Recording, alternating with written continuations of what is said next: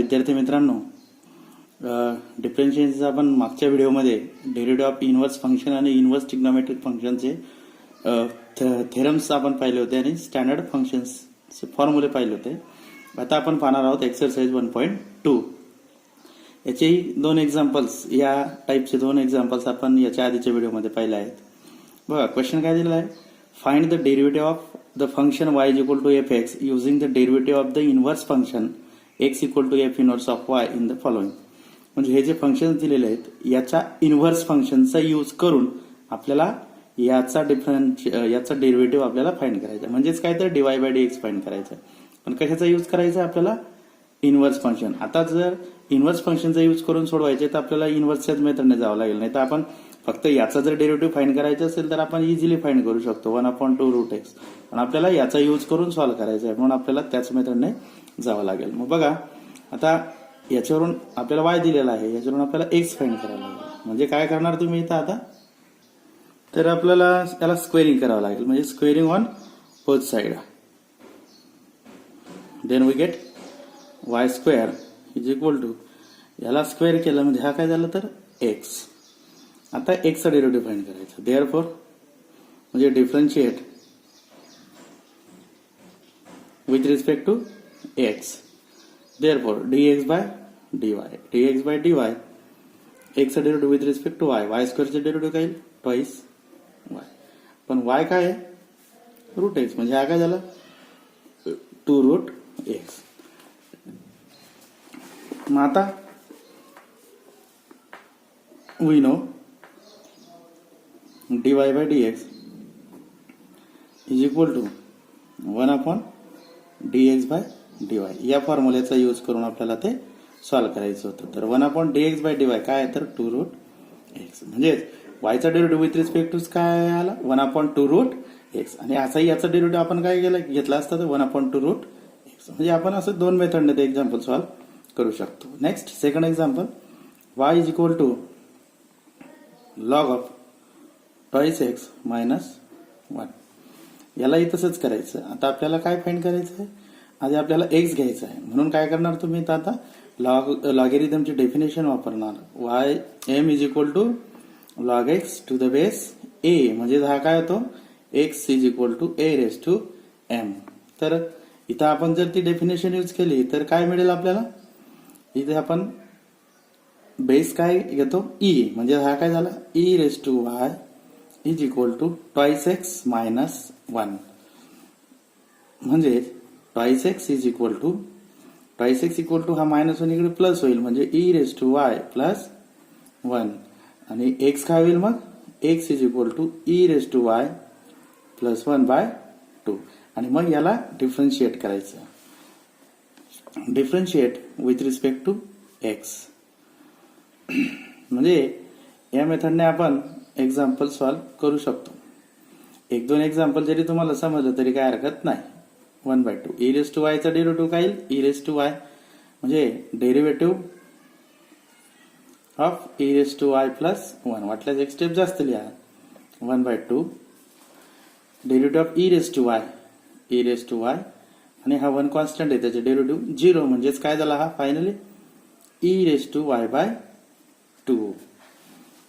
आता dy by dx, मग we know dy by dx is equal to 1/dx by dy. आपल्याला question तसा दिलेला आहे की dx बाय dy चा यूज करूनच हे एक्झाम्पल सॉल्व्ह करायचं. e raise to y by 2, हा 2 इथं डिवाइडला आहे, म्हणजे हा वरती काय होईल मल्टिप्लाय. मग फायनली काय झालं हे 2/e raise to y. But y is equal to what, y is equal to log of 2x minus 1. So e raised to log of 2x minus 1. मग किंवा मग आपण e raised to y is equal to हे लिहू शकतो, आणि इथेही आपण रूल यूज केला तरी काय हरकत नाही. चला ठीक आहे, आपण तेच करू. 2/e raised to y, आपण e raised to y इकडे ऑलरेडी फाइंड केलेलाच आहे. e raised to y काय ट्वाइस x मायनस 1 झाला. हा झाला तुमचा dy बाय dx. अजून एक example, y equal to e raise to x minus 3, म्हणजेच काय झाला हा e raise to x is equal to -3 इकडे प्लस होईल, म्हणजे y प्लस 3. आता आपण इथं परत लॉगॅरिथमचे डेफिनेशन वापरणार. तर आपल्याला काय काय मिळेल बरं? x इज इक्वल टू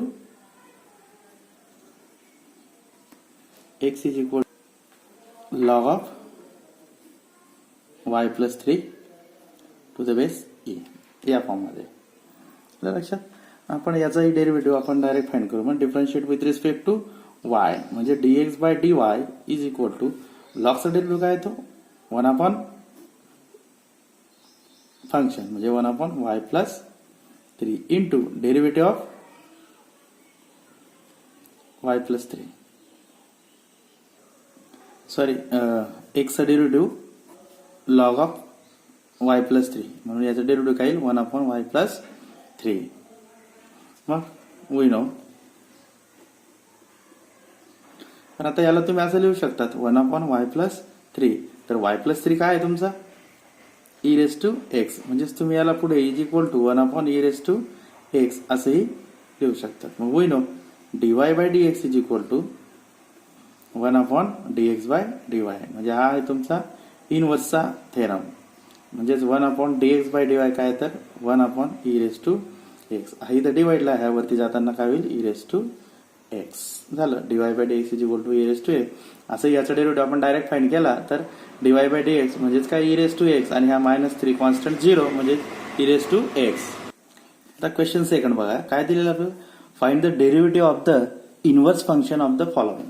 म्हणजे याचा जो इनव्हर्स आहे म्हणजेच काय x is equal to f inverse of y म्हणजे x चा डेरिव्हेटिव्ह आपल्याला फाइंड करायचा आहे. आपल्याला दिलेलं काय आहे तर y दिलेला आहे.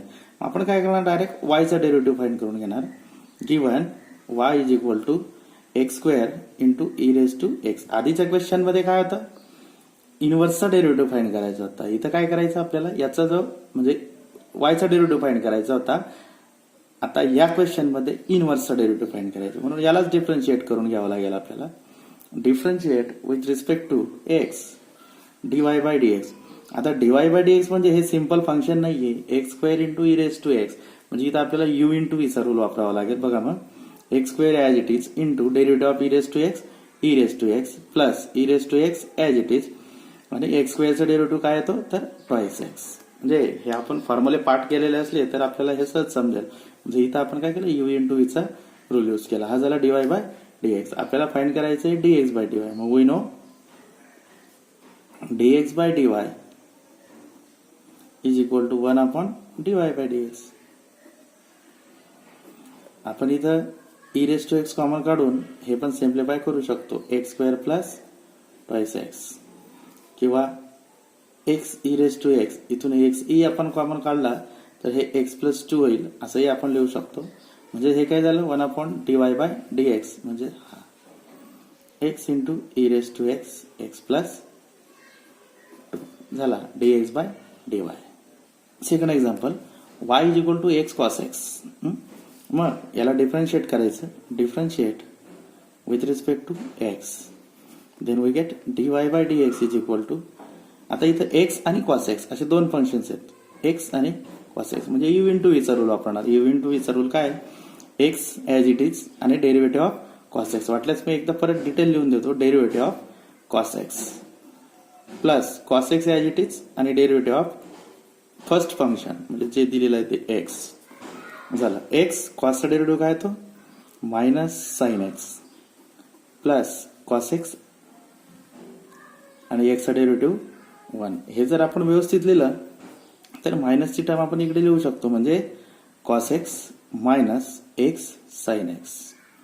हा झाला dy बाय dx. आपल्याला फाइंड करायचं आहे dx बाय dy. म्हणजे क्वेश्चन काय दिलेला होता आपल्याला डेरिव्हेटिव्ह ऑफ इनव्हर्स फंक्शन म्हणजे याचा जो इनव्हर्स आहे त्याचा डेरिव्हेटिव्ह. म्हणून we know dx by dy is equal to 1 upon dy by dx is equal to 1 upon dy by dx म्हणजे हा cos x minus x sin x. हा झाला dx बाय dy. तिसरं example y is equal to x into 7 raise to x. याला आपण तेच differentiate with respect to x. So dy by dx is equal to u into which परत x into derivative of 7 raise to x. आता 7 म्हणजे a raise to X. आपल्याकडे formula आहे. a raise to X चा derivative काय घेतो आपण? a raise to X into log a. मग 7 चा डेरिव्हेटिव्ह काय येईल? 7 into log 7 plus 7 as it is आणि चा डेरिव्हेटिव्ह 1. म्हणजेच हे काय झालं? 7 जर आपण कॉमन घेतला तर आपल्याला x इंटू लॉग 7 प्लस 1 असं मिळेल. झालं. मग dy by dx we know dx by dy. dx by dy is equal to 1 upon dy by dx. झालं. 1 अपॉन हे फक्त लिहायचं आहे 7 म्हणजे इथं तुम्हाला फक्त फॉर्म्युला यूज करायचा आहे इनव्हर्सचा आणि डेरिव्हेटिव्ह कसा फाइंड करायचा आहे आपल्या याच्या आधी झालेला आहे. आता बघा question 3. Find the derivative of the inverse of the following function and also find their value at the points indicated against them. म्हणजे याचा जो इनव्हर्स आहे याच्या इनव्हर्सचा डेरिव्हेटिव्ह फाइंड करायचा आहे आपल्याला at x is equal to 1. याच्या आधीच्या क्वेश्चन सेकंड मध्ये आपण हे जे एक्झाम्पल सॉल्व्ह केले सेम याच प्रोसेसने जायचंय.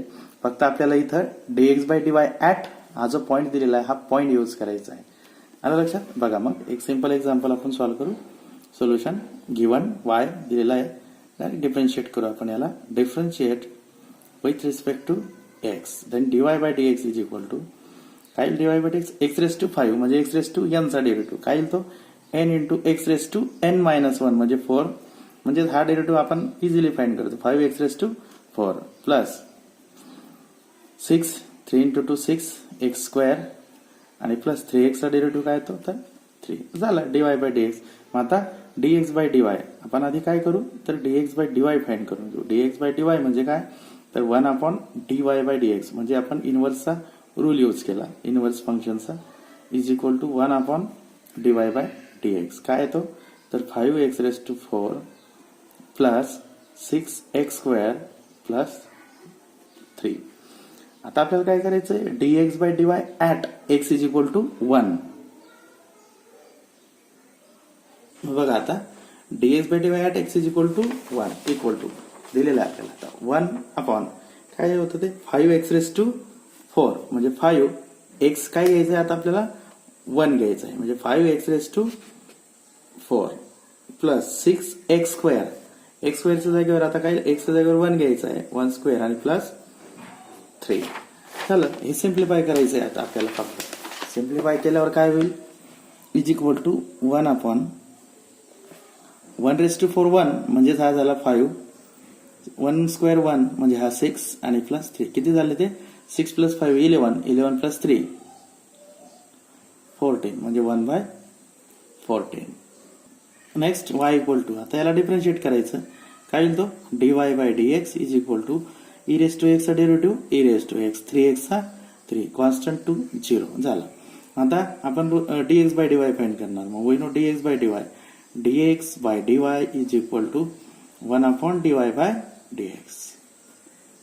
म्हणजेच काय झालं हे is equal to 1 upon e raise to x plus 3.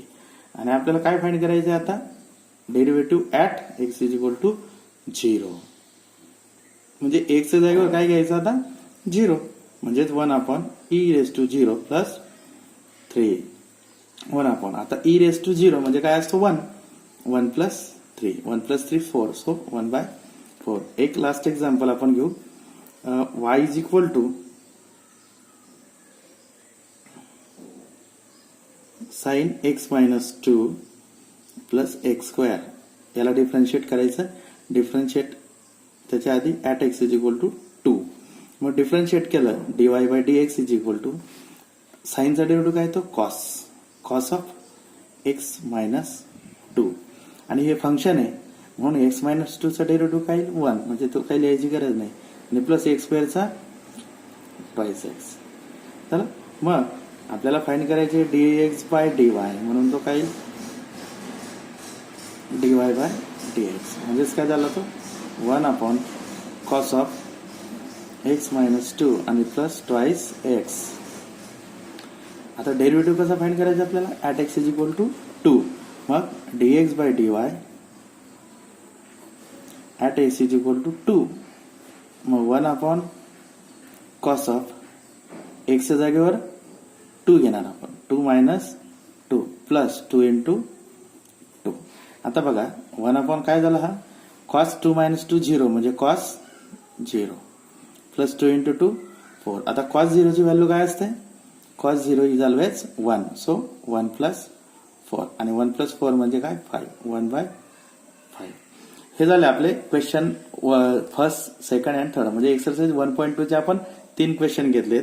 आता पुढचे जे क्वेश्चन आहेत ते आपण नेक्स्ट व्हिडिओमध्ये पाहू. असेच काही सिंपल एक्झाम्पल्स तुम्ही एक्सरसाइज 1.2 मधून ते क्वेश्चनचे उरलेले एक्झाम्पल्स आहेत ते तुम्ही सॉल्व्ह करू शकता.